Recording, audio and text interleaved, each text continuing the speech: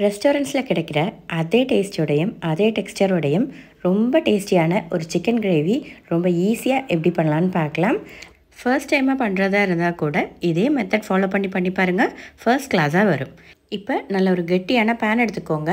அதில் ஒரு 5 காஞ்ச மிளகாய், ஒரு 10 கிட்ட கேஷ்யூ நட்டு, அப்புறம் கொஞ்சம் ஸ்பைசஸ் இது எல்லாத்தையுமே சேர்த்து நம்ம ட்ரை ரோஸ்ட் பண்ணி எடுக்கணும்.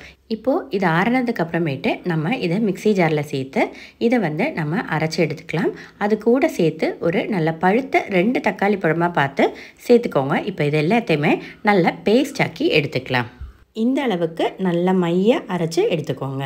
இப்போ அதே பேனில் நம்ம எண்ணெய் விட்டுக்கலாம். ஒரு 2 to 3 டேபிள் ஸ்பூன் அளவுக்கு எண்ணெய் சேர்த்துக்கோங்க. ஒரு அரை டீஸ்பூன் அளவுக்கு சோம்பு சேர்த்து அதை தாளித்து விட்டுக்கலாம். அடுத்ததாக ஒரு பெரிய வெங்காயம் சாப் பண்ணதும் அது கூட சேர்த்து ஒரு 25 கிட்ட சின்ன வெங்காயத்தையும் நீல வாக்கில் கட் பண்ணி சேர்த்துக்கோங்க. வெங்காயம் நல்லா பொன்னிறமாக வதங்கி வந்துக்கட்டும். இது கூட இப்போ தேவையான அளவுக்கு உப்பு கூட சேர்த்துக்கலாம். வெங்காயம் அப்போ சீக்கிரமாக வதங்கி வந்துடும். அடுத்ததாக 2 டீஸ்பூன் அளவுக்கு இஞ்சி பூண்டு பேஸ்ட்டு சேர்த்துக்கலாம். ஃப்ரெஷ்ஷாக தட்டி சேருங்க, அப்போ ஃப்ளேவர் சூப்பராக இருக்கும்.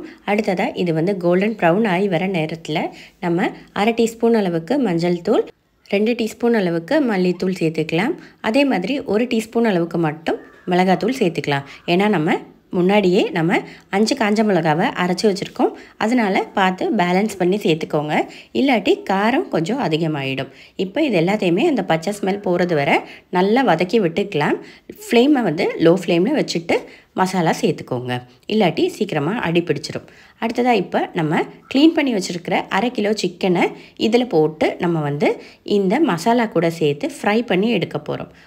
இது ஸ்லோ குக் பண்ணணும். ஒரு 10 to 15 நிமிஷம் ஸ்லோ குக் பண்ணி எடுத்துக்கோங்க. எண்ணெய் கொஞ்சம் கம்மியாக இருக்கிற மாதிரி தோணிச்சுன்னா நீங்கள் இன்னும் 1 டீஸ்பூன் அளவுக்கு எண்ணெய் விட்டுட்டு இதை ரோஸ்ட் பண்ணி நம்ம எடுக்கலாம். இப்போ இது கூட ஒரு தண்டு கருவேப்பிலை சேர்த்துக்கோங்க. இது இப்போ அந்த சிக்கன் வேகிறதுக்காக லோ ஃப்ளேமில் வச்சுட்டு ஒரு 10 நிமிஷம் நல்லா குக் பண்ணிக்கலாம். இதை இடையில நீங்கள் மிக்ஸ் பண்ணி விட்டுக்கோங்க, அடி பிடிச்சிடாமல் இருக்கிறதுக்காக. இப்போ பார்த்திங்கன்னா ஓரளவுக்கு சிக்கன் வெந்து வந்துருச்சு. ஒரு பாதி அளவுக்கு சிக்கன் வெந்திருக்கு. இனி நம்ம பார்த்திங்கன்னா உங்களுக்கு இந்த மாதிரி எண்ணெய் தெரிஞ்சு வரும், அது வரை நல்லா குக் பண்ணி எடுத்துக்கோங்க. இந்த ரெசிபி ஸ்லோ குக்கிங் தான், அப்போ தான் உங்களுக்கு டேஸ்ட் கரெக்டாக கிடைக்கும். இப்போ நம்ம அரைச்சி வச்சுருக்கிற அந்த பேஸ்ட்டையும் கூட சேர்த்துட்டு அந்த பச்சை ஸ்மெல் எல்லாமே நல்லா போய் வந்துடணும். ஒரு மீடியம் டு ஹை ஃப்ளேம் வச்சுக்கோங்க. இப்போது இந்த மசாலா சேர்த்ததுக்கு அப்புறமேட்டு மட்டும்தான் நீங்கள் ஹை ஃப்ளேமில் வச்சு குக் பண்ணணும். அதுவும் கரெக்டாக ஒரு 5 நிமிஷம் வச்சா போதும். அதுக்கப்புறம் பார்த்திங்கன்னா இந்த மாதிரி உங்களுக்கு அந்த மசாலாலாம் நல்லா குக் ஆகி அதில் இருந்தும் எண்ணெய் பிரிஞ்சு வர ஆரம்பிக்கும். அந்த ஸ்டேஜில் உங்களுக்கு தேவைன்னா மட்டும் ஒரு அரை கிளாஸ் அளவுக்கு தண்ணி ஊற்றிக்கலாம். நான் இப்போது இங்கே அரை கிளாஸ் தண்ணி சேர்த்துக்கிட்டேன், ஆனால் நான் கிளிப் எடுக்க விட்டுட்டேன்.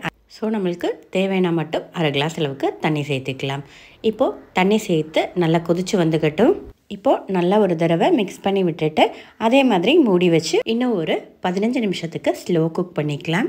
அப்போ உங்களுக்கு அதே அந்த நம்ம ரெஸ்டாரண்ட் ஸ்டைலில் கிடைக்கிற அதே டேஸ்ட் கிடைக்கும்.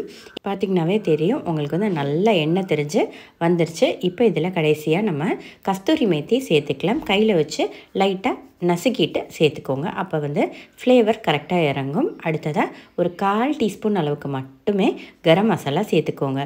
கொஞ்சம் கூட கூடிர வேண்டாம், 1/4 டீஸ்பூன் அளவுக்கு மட்டும் போதும். லாஸ்ட்டாக அதை சேர்த்துக்கோங்க, அப்போ உங்களுக்கு நல்ல ஒரு ஸ்மெல் கிடைக்கும் கிரேவிக்கு. இப்போ பார்த்திங்கன்னா நம்ம சிக்கன் கறி ரெடி ஆயிடுச்சு. இது அப்படியே நம்ம ரெஸ்டாரண்ட்டில் சாப்பிட்ற அதே டேஸ்ட்டு உங்களுக்கு கிடைக்கும். கிட்டத்தட்ட நம்மளுக்கு இதை ரெடி பண்ணி எடுக்கிறதுக்கு ஒரு 1 மணி நேரம் நம்மளுக்கு செலவாகும். ஆனால் அந்த 1 மணி நேரம் வர்த்து தான். அந்தளவுக்கு டேஸ்ட் சூப்பராக இருக்கும். நீங்கள் ரெஸ்டாரண்ட்டுக்கு ஓடி போய் சாப்பிடணுங்கிற அவசியமே கிடையாது. இதே மெத்தட் ஃபாலோ பண்ணி பாருங்கள். டேஸ்ட் ரொம்ப சூப்பராக இருக்கும், பயங்கர டேஸ்ட்டாக இருக்கும். அவ்வளோதான், நம்மளோட ரொம்ப சிம்பிள் அண்ட் ஈஸியான restaurant style chicken gravy ready ஆயிடுச்சு.